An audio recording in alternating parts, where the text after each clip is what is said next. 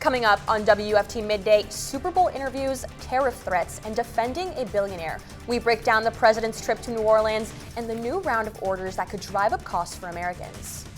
And we could soon say goodbye to the penny as an acceptable form of payment. The president's new policy, he says, is a waste of money.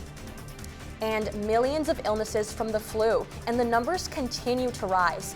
Why the Centers for Disease Control say the numbers are the highest they've seen in more than a decade. WUFT Midday starts right now.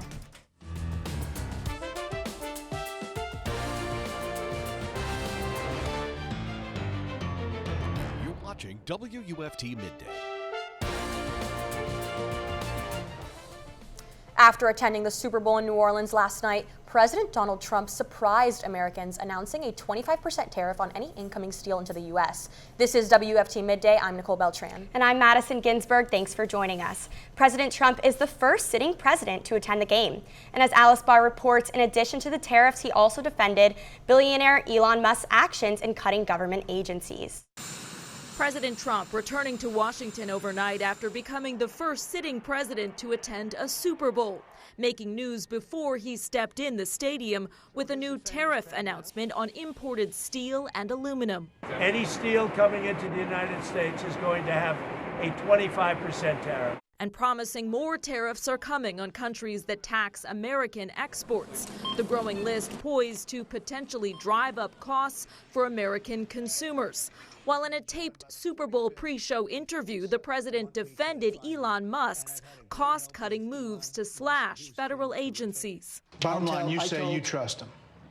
Trust Elon? Oh, he's not gaining anything. In fact, I wonder how he can devote the time to it. He's so into it. Indicating the Departments of Education and Defense are next in the crosshairs and pushing back against judges who have temporarily blocked some of Musk's Department of Government Efficiency actions and access. I disagree with it 100%. I think it's crazy, and we have to solve the efficiency problem. As Vice President J.D. Vance wrote, judges aren't allowed to control the executive's legitimate power, all adding to Democrats' alarm about the separation of powers. We are at a point where we are basically on the cusp of a constitutional crisis, seeing this administration taking steps that are so clearly illegal. With Democrats unwilling to co-sign the Trump administration's moves, a bipartisan government funding bill is in peril, building toward a potential government shutdown next month.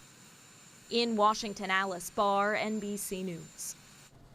President Trump wants to put a stop to minting new pennies. He has ordered the Treasury Department to stop production because he says they cost more to make than they're worth.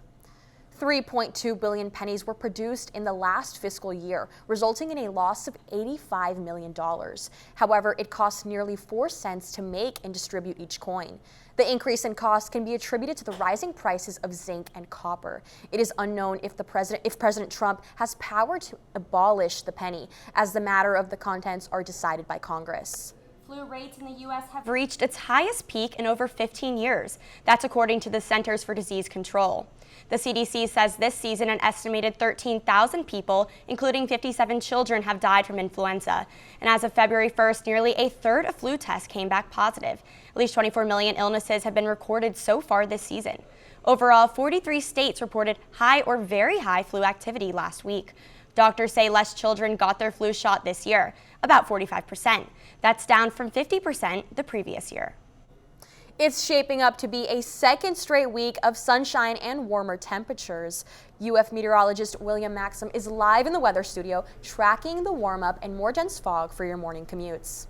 Yeah, we certainly had dense fog this morning, that visibility well under a mile, but in the last hour or so, all the fog and clouds really have cleared out. We have deep blue skies. Temperatures still a little bit cool. We're in the 60s because of that foggy start, blocking out some of that sunshine, but the sun going to have no problem warming us up from now on through the rest of the afternoon. We're into the upper 60s and low 70s, 70 in the villages, 68 Palaca, 63 in High Springs. Visibilities, they're all good now. Everybody over at least 5 miles, and Those visibilities again could go down tonight as temperatures cool into the 60s.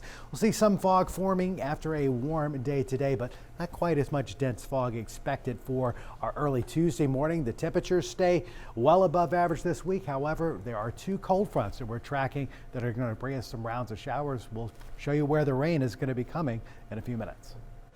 A Super Bowl party in California was not about the Chiefs or the Eagles, but instead it was about celebrating the National Guard for protecting the community during the recent fires. Tracy Long attended the party and touched on the impacts of the gesture.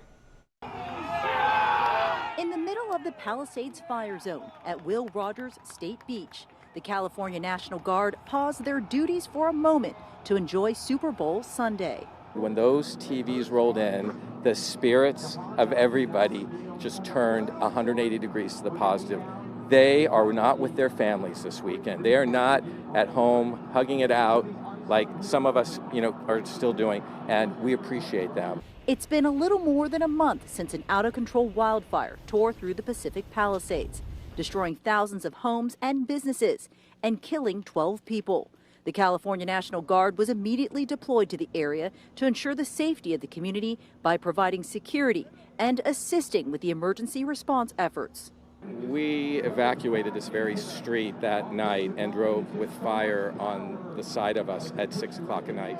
That's the sadness, but this is the joy. This is the joy of seeing these amazing, amazing soldiers here to protect us and just having such a great time together. In an effort to show their gratitude, the group Palisades Strong threw together this special event for the troops. For organizer Larry Vane, he feels it offers a glimmer of hope during this difficult time. It was unexpected. They came and did this on their own accord, and to give us a sense of belonging to their community, it's just an extremely heartfelt thing that, again, I can't express. We're humbled by it. It's nice to see that the soldiers are getting recognized for all the work that they're putting into it, to be recognized by the residents of the area. They have been so supportive throughout everything. The troops have been stationed in the area for more than 30 days, longer than their typical deployment. And Vane says they wanted the troops to know they appreciated their support as they work towards rebuilding. We're so strong as a community, and Pally Strong is just really who we are, and we're going to get there, right? That was Tracy Long reporting. Numbers are coming in from the losses of the fire. Insurance company Allstate just announced that wildfire-related losses are expected to be about $1.1 billion. Following the Trump administration's desire to shrink multiple department agencies, Gainesville women organized a local protest in front of local Representative Kat Cammack's office. WUFT's Victoria Perez has more on what led to the protest and what protesters are hoping to achieve. I'm outside Representative Kat Cammack's office where dozens of protesters were gathered this morning. Their message? Elon Musk has to go. No more Musk! Through shouts, Musk must go! And songs, Gainesville women are making their voices heard. The protest, organized by Women for Democracy, aimed to pressure Representative Cammack to oppose what some say is Musk's government takeover. We do not want a dictatorship, and we do not want fascism. We do not want to be governed by the oligarchs. The protest comes as heat is rising nationally over the Department of Government Efficiency's controversial budget slashing. Just this week, Musk drastically reduced the size of the U.S. International Development Agency, an organization responsible for humanitarian aid globally. However, many Florida leaders are standing in support of the department's actions. Florida's Chief Financial Officer Jimmy Patronis sent a letter to Musk urging DOGE to continue its work on behalf of the American people. As the budget shrinks, protesters like Smith hope local voices grow. This land was made for you and me. Representative Cammack's staff say that they have no comment on the protests. Reporting from the Congresswoman's Gainesville office, Victoria Perez, WUFT News. 1 week from today, Florida's Lieutenant Governor will take over as the interim president at Florida International University. That means Governor Ron DeSantis will have to appoint another number 2 for the state. The Board of Trustees approved the appointment Friday. Nunes was born in Miami to Cuban parents and received bachelor's and master's degrees at FIU. She was DeSantis' running mate in 2018 and 2022 after serving 8 years in the Florida House. Nunes has worked for hospital systems in South Florida and as an adjunct professor and advisor at FIU. Governor Ron DeSantis said he fully supports the appointment. This was something that she was interested in doing. She had my endorsement and my support, and I think that she's somebody that is very well regarded in the community. Kenneth Jessel, who served as the president since 2022, will remain at the university as senior vice president and chief administrative officer. The appointment drew opposition from a series of speakers, mostly students, who expressed concerns about Nunes's politics. A Southwest Florida man is being commended for stopping a teen with a gun from potentially robbing other children at a Cape Coral playground. Investigators say the boy had already used the gun to rob someone for their electric scooter. Shortly after that call last week, detectives received a second call the boy was threatening another child. That's when Christopher Nicholson teamed up with several other fathers at the playground and got the gun away from the 13-year-old. And it was a real firearm. In fact, I own the same model and everything, so I identified it right away. At that point in time, I safely reached over, blocked his arm, and safely removed the firearm off his side. Nicholson is an ex-service member who coaches softball at the park. While he says he was happy to help, the real hero was a 12-year-old child who alerted parents to the teen with the gun. We're working to learn the identities of the victims killed in Friday's early morning robbery and following the manhunt that ended in Suwannee County. On Friday, we were told that the shooting happened at the mobile gas station in Gadsden County. Investigators say the suspect shot 4 people, killing 2, then took off. His vehicle was spotted in Columbia County, and deputies there started to chase him. The chase then went into Suwannee, where he shot a sheriff's deputy 3 times, but he wasn't badly harmed. Afterwards, the small city of Live Oak was put on lockdown as several agencies, including the SWAT team from ACSO, helped in the search. The report says he was found and was killed in a gunfight. His identity has also not yet been released.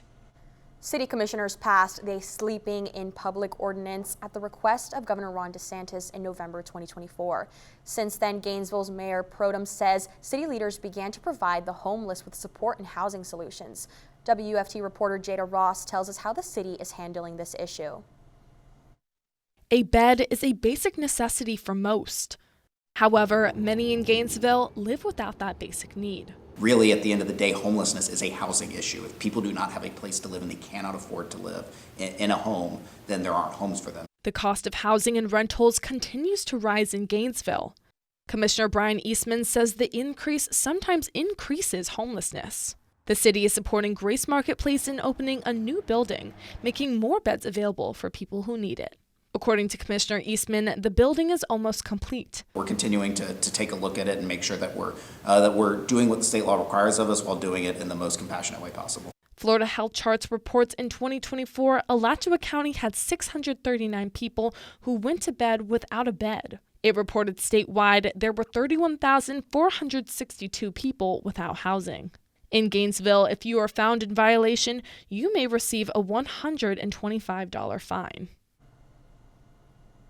That was Jada Ross reporting. Additionally, property owners have the right to file a lawsuit against someone who sleeps on their property if the matter is not resolved within 5 days. Now let's take a live look at how the day is shaping up from our Paynes Prairie dot camera. Traffic flow is moving nicely along I-75, but cloudy conditions can be shown with a bit of haze along the route. UF meteorologist William Maxham has more for us in just a few moments on these weather conditions.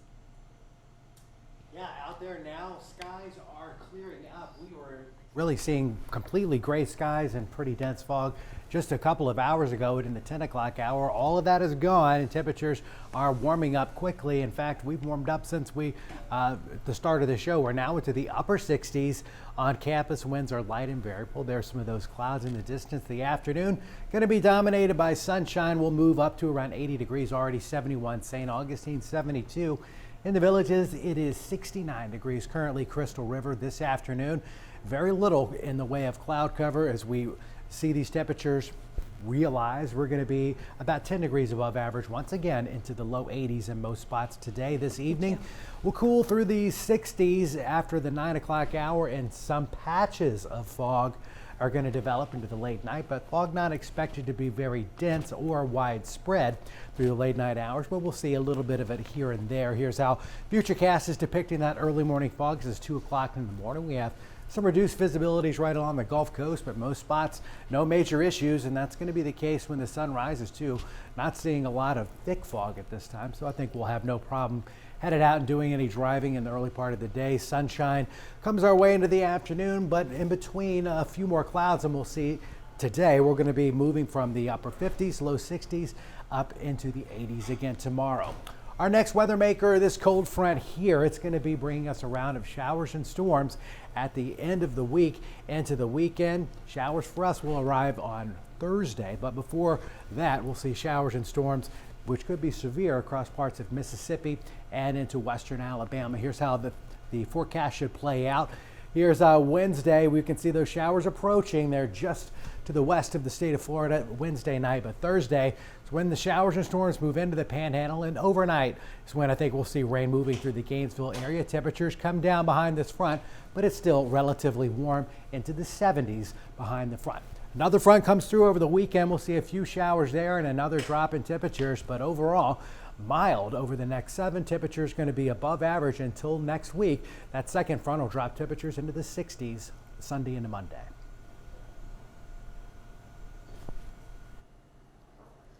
The popularity of GLP-1 drugs has skyrocketed, providing health benefits like weight loss and blood sugar control. But experts say the drugs are playing a key role in relationships. In today's Health Minute, Mandy Gaither talks to a psychologist about how the medicine can strengthen or weaken a person's connection to their partner.